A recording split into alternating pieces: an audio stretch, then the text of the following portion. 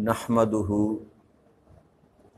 ونصلی ونسلم علی سیدنا و مولانا محمد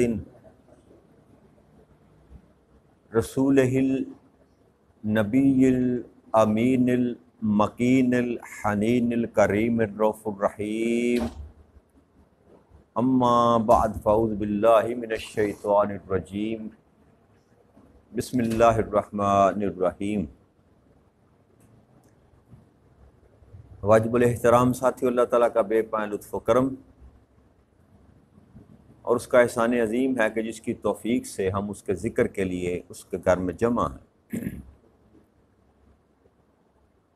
آج اللہ کی توفیق سے ہم سورہ النساء کی آیت نمبر 139 سے اپنے سبق کا آغاز کر رہے ہیں۔ اس آیہ مبارکہ میں اللہ کریم نے ارشاد فرمایا، الذین یتخذون الکافرین اولیاء من دون المؤمنین ایبتغون عندہم العزۃ فإن العزۃ للہ جمیعا، کہ یہ ایسے لوگ ہیں جو مسلمانوں کی بجائے کافروں کو اپنا حلیف، اپنا دوست سمجھتے ہیں، اور کیا یہ ان کے پاس عزت تلاش کرتے ہیں؟ بس عزت تو ساری اللہ تعالیٰ کے لیے ہے۔ یہ آیت کریمہ جو ہے، اس کا اوپر جو کل جس پر ہم نے گفتگو کی تھی، اس پہ منافقین کا ذکر کیا جا رہا تھا۔ الذین کے جو مخاطب ہیں وہ منافق ہیں، کہ یہ منافق لوگ ایسے ہیں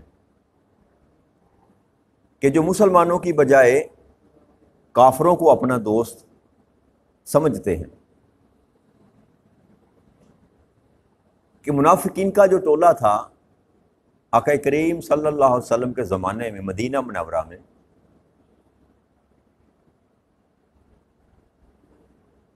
تو وہ ظاہراً مسلمانوں کے پاس بیٹھتے تھے، لیکن گہرا تعلق ان کا یہودیوں کے ساتھ تھا۔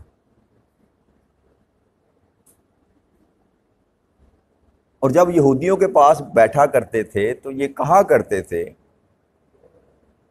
کہ یہ کبھی بھی نہیں ہو سکتا کہ محمد جو ہیں صلی اللہ علیہ وسلم ان کا مشن کامیاب ہو۔ تو وہ جو یہود کو جو زوم تھا آج بھی ہے، اور اسی پر وہ کام کر رہے ہیں کہ یہ جو مرضی کر لیں، جتنا زور آزمانا ہے آزما لیں، غلبہ اور اقتدار ہمارا ہی بالآخر ہوگا۔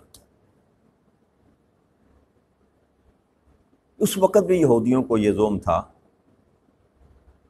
کہ یہ 4 دن کی گیم ہے، یہ تھوڑے سے غریب غربا سے مسکین سے لوگ ہیں ان کے ساتھ، اور طاقت ہم نے ان کو دی ہے، جو منافقین تھے، مال ہمارے پاس ہے، اقتدار ہمارے پاس ہے، وسائل جو ہیں دنیا کے ظاہری طور پر وہ ہمارے پاس ہیں، تو یہ چند دن کی گیم ہے، اس کے بعد اقتدار بھی ہمارا ہوگا، غلبہ بھی ہمارا ہوگا۔ اس بات کا اللہ کریم نے رد کیا اور ایڈریس کیا منافقوں کو کہ تم جس آس پر، جس امید پر ان کے ساتھ اپنی دوستی بنا رہے ہو اور اللہ کے رسول کو دھوکہ دے رہے ہو، محض اس لالچ میں کہ ان کا اقتدار آئے گا، ان کا غلبہ ہوگا، تو ان سے ہمیں عزت میسر آ جائے گی، تو یاد رکھو کہ عزت تو ساری کی ساری اللہ کے لیے ہے۔ اور یہ جو کہا جاتا ہے نا، وَتُعِزُّ مَن تَشَاءُ، وہ جس کو چاہتا ہے عزت عطا کرتا ہے، جس کو چاہتا ہے عزت عطا کرتا ہے۔ تو دنیا میں کائنات ارض و سما میں اگر کوئی معزز ہے تو وہ باری تعالیٰ کی ذات کے سوا کوئی اور نہیں ہے، یہ اللہ کا فیصلہ ہے۔ اس کے بعد جس کو چاہے، جس قدر چاہے وہ عزت عطا کر دے، یہ اس کی اپنی ثواب دید پر ہے۔ یہ اللہ کی اپنی ثوابدید پر ہے، اس میں نہ کوئی زور کر سکتا ہے نہ جبر کر سکتا ہے کہ میں چھین لوں عزت یا میں بنا لوں عزت۔ اور یہ جو دنیا میں عزتیں بنائے پھرتے ہیں نا، یہ عارضی عزتیں ہوتی ہیں، جیسے ملمہ کاری کہتے ہیں نا، چاندی کے زیور پر سونے کا پانی چڑھا لینے سے وہ سونا صاحب نظر جب دیکھے گا تو اس کو پتہ چل جائے گا کہ یہ چاندی پر سونا چڑھا ہوا ہے، اسی کو ملمہ کاری کہتے ہیں۔ تو دائمی عزت جو ہے نا وہ اللہ کی طرف سے انسان کو عطا کی جاتی ہے، اور جب جس کو وہ عزت عطا کی جاتی ہے ہر انسان جو ہے وہ اس کی عزت کرنے پر مجبور ہوتا ہے۔ کیوں؟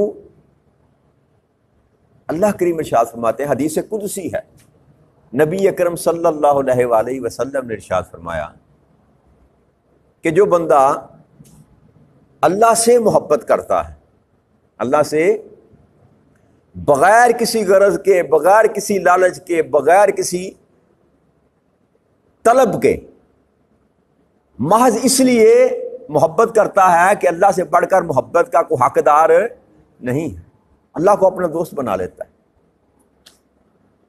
تو اللہ کریم اپنے عرش پر سارے فرشتوں کو اکٹھا کر لیتا ہے، اور اکٹھا کر کے فرماتا ہے اللہ کریم کیا ملائکہ سن لو کہ یہ جو فلاں شخص ہے نا، نام لے کر فلاں علاقے میں فلاں محلے میں رہنے والا فلاں ابن فلاں، ابن فلاں، باپ کا نام بھی دادا کا نام بھی، ایک روایت میں آتا ہے کہ 3 نام لیے جاتے ہیں، فلاں کا بیٹا، فلاں کا پوتا، میں اس سے محبت کرتا ہوں، میں اس سے، اللہ کریم ارشاد فرماتے ہیں میں اس سے محبت کرتا ہوں۔ فرشتے ہوتے ہیں ٹھیک ہے اللہ کریم ہمارے لیے کیا حکم ہے؟ اللہ فرمائے گا کہ اب تمہارے لیے یہ حکم ہے کہ تم سب بھی اس سے محبت کرو۔ تمام ملائکہ کو یہ حکم دیتا ہے اللہ کریم کیونکہ میں اس سے محبت کرتا ہوں، اب تم سب اس سے محبت کرو۔ پھر دوسرا حکم اللہ کریم ارشاد فرماتے ہیں کہ اب زمین پر چلے جاؤ، اب زمین پر چلے جاؤ، جو ایمان والے ہیں ان کے دلوں میں بھی اس کی محبت ڈال دو۔ تو یہ جو یا فرید لوگ کہتے ہیں نا، یہاں یاد آتا لوگ یاد کرتے ہیں، اس میں لوگوں کا اپنا بس اپنی مرضی سے نہیں کرتے۔ آقا نے کتا کھول کر بیان کر دیا کہ جنہوں نے اپنی زندگیوں کو اللہ کے لیے فنا کر دیا، فنا فی اللہ ہو گئے، اپنی ذات کو ختم کر کے اللہ کے ساتھ اپنے آپ کو جوڑ لیا، اللہ کی محبت میں اپنے آپ کو فنا کر لیا، فنا فی اللہ ہو گئے، تو ان کا اوپر سے آرڈر آتا ہے کہ لوگوں کے دلوں میں اس کی محبت ڈال دی جاتی ہے، پھر وہ لوگ اس سے محبت کرنے پر مجبور ہوتے ہیں۔ تو جب اللہ کریم کسی کو عزت عطا کرتا ہے تو پھر ہر چھوٹا بڑا، مالدار غریب مسکین، ہر بندہ جو اس کی عزت کرتا ہے۔ اور آپ اپنی آنکھوں کے سامنے مشاہدہ کرتے ہیں کچھ لوگ ایسے ہوتے ہیں معاشرے میں، گلی میں، محلے میں، بازار میں، جن کا عزت کرنے کو دل کرتا ہے، کوئی رشتہ نہیں ہوتا، کوئی تعلق نہیں ہوتا، آپ کے ساتھ اس نے نیکی نہیں کی ہوتی، لیکن اس کے باوجود آپ کا دل کرتا ہے یا آپ اس کی عزت کرتے ہیں، وہ ہے حقیقت میں عزت دار۔ اور اس کی عزت کے پیچھے راز کیا ہے کہ وہ ایسا شخص ہے جو دنیا پرست نہیں ہے، دین سے محبت کرنے والا۔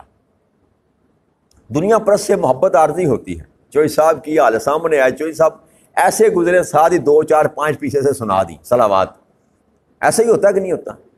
ایم پی ہو، ایم اے ہو، چیئرمین ہو، کچھ بھی ہو، چودھری صاحب، چیمہ صاحب، بٹ صاحب سامنے آئیں گے تو دونوں ہاتھوں سے سلام، جیسے ہی ایسے گزرا پیچھے سے کتنی صلوات سناتے ہیں آپ سب جانتے ہیں۔ تو عزت تو صاحب نہیں کھل کر سامنے آ گئی نا۔ لیکن جو اللہ والے ہوتے ہیں، جو اللہ کے لیے زندگی بسر کرتے ہیں، وہ ظاہر بھی ان کا ذکر عزت کے ساتھ کیا جاتا ہے، اور نہ بھی موجود ہو تو تب بھی ان کا ذکر عزت کے ساتھ کیا جاتا ہے۔ تو یہ فرق ہے جو اللہ چاہتا ہے کہ تم کہاں آس لگائے بیٹھے ہو، جنہوں نے یہ ڈھونگ رچا رکھا ہے کہ غلبہ ہمارا ہوگا، اقتدار ہمارا ہوگا، اور تم اس جانسے میں آ کر کہ شاید ہم بھی ان کے ساتھ معزز ہو جائیں گے، تمہیں اس بات کی خبر نہیں، آؤ بتاتا ہوں میں تم کو کہ ساری کی ساری عزتیں تو ہے ہی میری اور دینے والا بھی میں ہوں. تو یہ انسان کے اندر سے جو زوم تھا نا انسان کو، خاص کر یہود و نصارہ کو اور خاص کر یہودیوں کو، وہ ختم کیا اللہ کریم نے.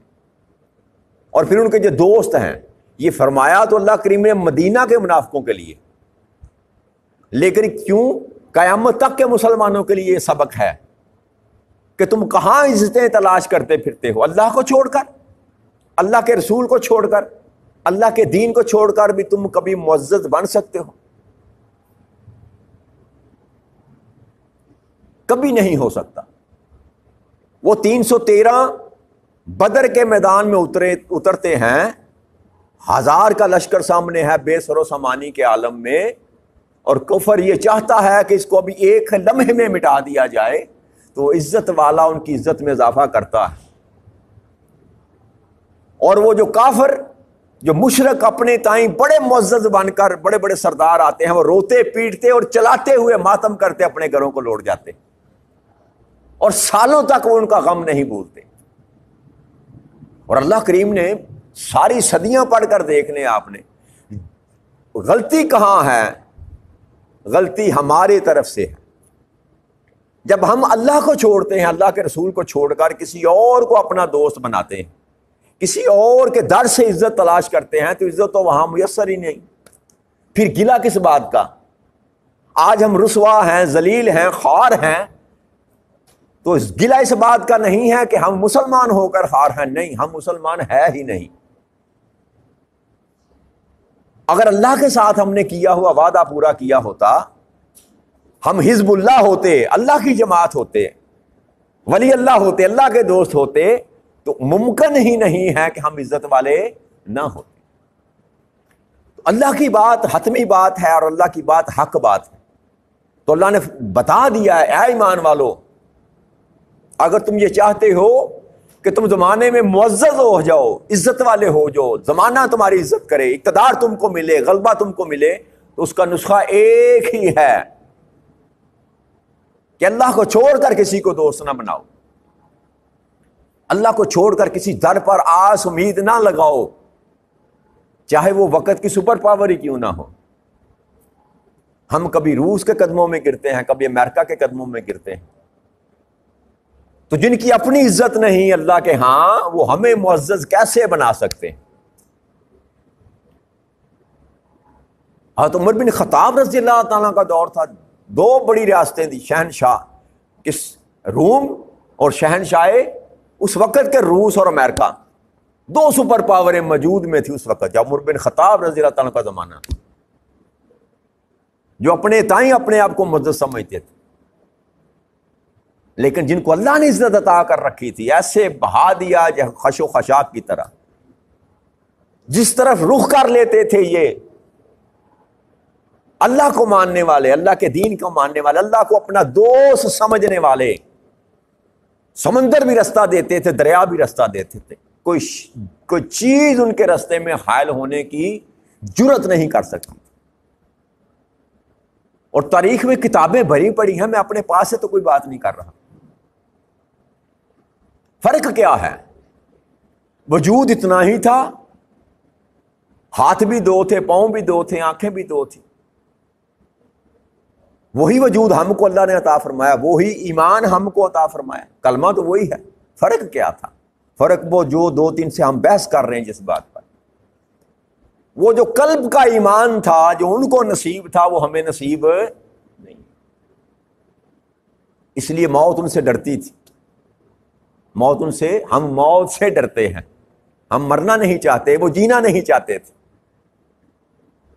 وہ اللہ اور اللہ کے رسول کو چھوڑ کر جینا نہیں چاہتے تھے، ہم مرنا نہیں چاہتے. بس اتنا فرق ہے. اور جو اللہ کے لیے جینا چاہتا ہے، وہ اللہ کے لیے ہی مرنا چاہتا ہے. تو سبق رب کریم نے بتا دیا، اگر تم یہ چاہتے ہو، اگر اس طرح بات کو کیا جائے گا، اگر تم یہ چاہتے ہو کہ تم عزت کی تلاش میں ہو، عزت چاہتے ہو، تو یاد رکھو عزت میری ہے اور دینے والا بھی میں ہی ہوں. کوئی اور در نہیں ہے، کوئی اور ذات نہیں ہے. جو تم کو عزت دے سکے. لہذا اگر ہم معزز بننا چاہتے ہیں تو ہمیں اس در پر جانا پڑے گا جو عزتیں تقسیم کرنے والا, اور اس در پر جائے بغیر گزارا. اب یہ فیصلہ ہمارا ہے کہ کس قدر جلد ہم اس کی طرف لوٹ جاتے ہیں, یا کتنا اپنی اس بے عزتی کو, بے توقیری کو ہم برداشت کرتے ہیں. یہ ہمارا حوصلے پر ڈیپینڈ کرتا ہے کہ یہ جو زندگی ہم گزار رہے ہیں, غلاموں کی سی زندگی گزار رہے ہیں, طرح طرح کی پابندیاں ہیں آپ پر, یہ نہیں کرنا, یہ نہیں کرنا, یہ نہیں کرنا. آپ اپنی حالت ہماری کیا, ہم ایٹمی پاور ہیں کہ نہیں؟ ایٹمی پاور دنیا کی 6 یا 7ویں ایٹمی پاور ہے. دنیا کی 10ویں نمبر پر یا 8-9ویں نمبر پر آرمی سب سے مضبوط پاکستان کی ہے, بلکہ اس وقت 6 نمبر پر ہے دنیا کی سب سے مضبوط آرمی. جی 25 کروڑ کا یہ ملک ہے, مارتے مارتے بھی کتنے مہینے لگ جائیں گے 25 کروڑ کو ذبح کرتے ہوئے. ایسی بات ہے نا. ہم اپنے بجلی کے ریٹ اپنی مرضی سے مقرر نہیں کر سکتے, سوئی گیس کا ریٹ اپنی مرضی سے مقرر نہیں کر سکتے, اپنی کرنسی کی ویلیو اپنی مرضی سے مقرر نہیں کر سکتے. یہ ہماری غلامی کا حال ہے. کیوں؟ اس لیے کہ ہم نے اس ذات سے اپنا ناطا جوڑ لیا جو زمانے میں انسان کو معزز اور مکرم کرنے والی ذات تھی. اور جب غیروں کی طرف آپ نگاہ کریں گے, ان لوگوں کے ساتھ اپنا تعلق ڈیولپ کریں گے, تو اللہ کریم نے تو صاف لفظوں میں بتا دیا تھا کہ یہ یہود و نصارہ تمہارے دوست ہو ہی نہیں سکتے. ان کی پہلی اور آخری خواہش ہی یہ ہے کہ تمہیں واپس اپنے دین پر لوٹا دیں, کفر کی حالت میں لے جائیں. اپنے معاشرے کا حال دیکھ لیں, کہاں لا کر کھڑا کر دیا. اب ایمان کو پریکٹس کرتے ہوئے ہمیں شرم آتی ہے. اللہ کے دین کے متعلق جو معاملات ہیں نا, شادی بیاہ آئے تو کہیں کہ دین کے مطابق ہم کام کریں گے, تو شرم آئے گی یار, لوکی کی کہن گے یار. لے کر آؤ بیٹے کو مسجد میں, آ کر نکاح کرو بیٹی کے ساتھ اور گھر لے جاؤ. ایسا کرنے والے چھپتے پھرتے ہیں اور ڈھونڈنے سے نہیں ملیں گے آپ کو, جو اللہ کو راضی کرنے کے لیے عمل کریں. دکھاوا ہے, ایک تماشا ہے. تو جیسا ہم عمل کریں گے ویسی اللہ کی طرف سے جزا ہم کو ملے گی. لہذا گلہ رب سے نہیں کیا جا سکتا, محاسبہ ہم کو اپنا ہی کرنا ہے. جب اللہ نے فرما دیا کہ آ جاؤ, عزت چاہتے ہو تو آ جاؤ, میرے در پر آ جاؤ, مجھے دوست بنا لو, کسی اور کو دوست نہ بناؤ. تو کوشش یہ ہم نے کرنی ہے کہ اگر ہم واقعی چاہتے ہیں کہ ہم دنیا میں عزت والے ہو جائیں, تو کلیہ رب کریم نے بتا دیا اور بات کھول کر تمہیں سمجھا دی. اور 14 صدیوں سے یہی پکار رہا ہے قرآن کریم. یہ آج کوئی نئی بات تو نہیں ہے, 14 صدیوں سے یہی سبق دے رہا ہے کہ آج اگر دنیا میں معزز بننا چاہتے ہو تو اللہ کے ساتھ اپنے ٹوٹے ہوئے تعلق کو مضبوط کر لو. من دون المؤمنین, اور ایمان والوں کو چھوڑ کر کسی اور کو اپنا دوست نہ بناؤ. دوستی بنانی ہے تو ایمان والوں کے ساتھ بناؤ. یہاں مسلمان کا قتل کر رہا ہے, مسلمان کی املاک تباہ کر رہا ہے.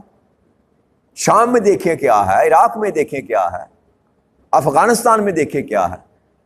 لمبی ایک لائن ہے, مسلمان کو مار رہا ہے, اور مارنے کے لیے دوست کس کو بنایا ہوا ہے؟ اگر رشیا پیچھے ہے تو وہ بھی کافر, اگر امریکہ پیچھے ہے تو وہ بھی کافر, اگر برطانیہ پیچھے ہے تو وہ بھی کافر. اور مسلمان کو مار رہا ہے کافر کی مدد سے. کافر کی تو غلطی کہاں پر ہے؟ اللہ نے فرمایا من دون المؤمنین, مومنوں کو چھوڑ کر ان کو دوست نہ بناؤ. تو الٹا تو ہم نے کیا, الٹی گنگا تو ہم نے بنائی کہ مومنوں کو چھوڑ دیا, جس کی دوستی اللہ کریم کہتا ہے کر لو, اور کافروں کو ہم نے دوست بنا لیا. تو پھر اللہ کا قانون بدلتا نہیں ہے. اللہ نے فرمایا مومنوں کو نہ چھوڑو, مومنوں کو نہ چھوڑو. تو تمہیں عزت مل جائے گی. تو اگر ہم نے مومنوں کو چھوڑ دیا اور کافروں کو دوست بنا لیا تو پھر عزت ہمیں میسر نہیں آ سکتی. لہذا پیٹرن آف لائف ہمیں چینج کرنا ہے. اپنے رویے، اپنے نظریات، اپنا طریقہ زندگی جو ہے ہمیں خود بدلنا ہے. قرآن نہیں بدلتا، اللہ کا قانون نہیں بدلتا، اللہ کا ضابطہ نہیں بدلتا، اللہ کریم کی بات نہیں بدلتی. ہم اپنے آپ کو اللہ کے رنگ میں ڈالنے کی کوشش کریں گے، اللہ اور اللہ کے رسول کی بات کو ماننے کی کوشش کریں گے، تو جو اللہ کا وعدہ ہے وہ حق ہو کر ہم کو نظر آ جائے گا اور ہم کو مل جائے گا. یہ ڈپینڈ میری اور آپ کی مرضی پر کرتا ہے. من الحیث المجموع، من الحیث القوم، من حیث الامت، جب تک ہم اللہ کی طرف لوٹ کر نہیں آتے ہم کبھی بھی معزز و مکرم نہیں ہو سکتے. یہ اللہ کا فیصلہ ہے. لہٰذا انفرادی طور پر اپنی زندگیوں کو بدلنے کی کوشش کریں. جو بڑوں کے کام ہے وہ بڑوں پر چھوڑ دیں. اب یہ نہیں کہ سارا کام جو ہے وہ سلطنت کرے گی، نہ جی وزیر اعظم یا صدر کرے گا. ان کے کام ہیں وہ کریں گے، وہ جواب دیں گے. میں اپنے 5.5 فٹ کے وجود کا حساب تو لگا سکتا ہوں کہ اس کو کیسے اللہ کی نگاہ میں معزز اور مکرم بنا لوں، اس کی توقیر کیسے ہوگی، یہ تو میں کر سکتا ہوں. لہٰذا اپنے آپ کو پہلے بدلنے کی کوشش کریں. اگر ایک ایک فرد اپنے آپ کو بدلنے کی کوشش کرے گا تو یہ معاشرہ خود بخود آٹومیٹکلی تبدیل ہونا شروع ہو جائے گا. ورنہ اوپر سے کبھی تبدیلی نہیں آئے گی. مجھے اپنے آپ کو بدلنا ہے، آپ نے اپنے آپ کو بدلنا ہے. تو یہ دعا کرتے ہوئے آج کا اپنا سبق ختم کرتے ہیں کہ رب کریم ہمیں توفیق عطا فرما دے کہ ہم اپنے تن کو بھی تبدیل کر لیں، اپنے من کو بھی تبدیل کر لیں، تاکہ جو عزت تو ہمیں عطا کرتا ہے، جس قانون اور قاعدے کے تحت عزت عطا کرتا ہے، اس قاعدے اور قانون کے مطابق اپنی زندگیوں کو ہم ڈال لیں. وما علینا الا البلاغ المبین. السلام علیکم ورحمۃ اللہ.